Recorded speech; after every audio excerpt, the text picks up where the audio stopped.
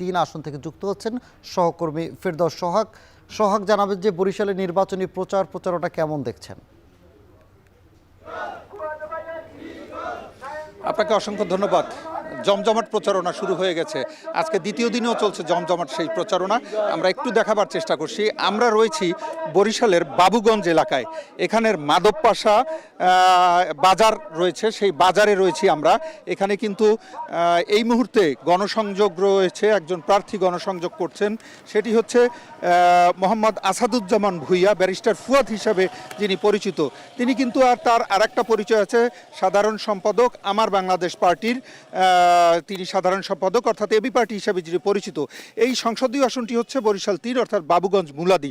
তিনি গণসংযোগ শুরু করেছেন এখন থেকে ঠিক ঘণ্টাখানেক আগে, প্রায় ঘণ্টাখানেক আগে তিনি গণসংযোগ শুরু করেছেন। আমরা যেটা দেখছি, বাবুগঞ্জের যে বাজারটি রয়েছে সেখান থেকে শুরু করে তিনি নানান জায়গায় যাচ্ছেন, মানুষের কাছে দোয়া চাইছেন। সাধারণত পার্টির নেতারা যেটি করেন সেটি তিনি করছেন প্রার্থী হিসাবে।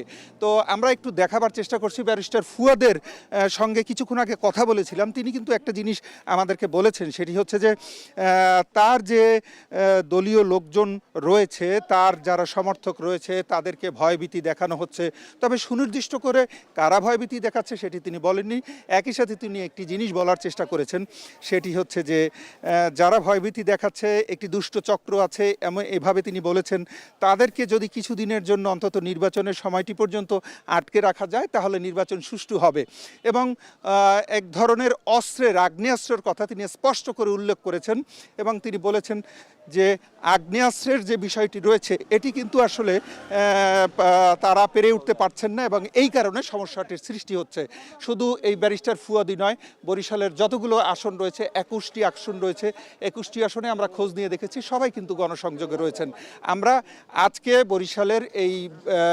বরিশালের যে 3 নম্বর আসন রয়েছে সেখান থেকে সবশেষ খবর জানাচ্ছিলাম। বরিশাল থেকে নির্বাচনী প্রচারণার খবর জানাতে যুক্ত ছিলেন সহকর্মী ফেরদৌস সোহাগ।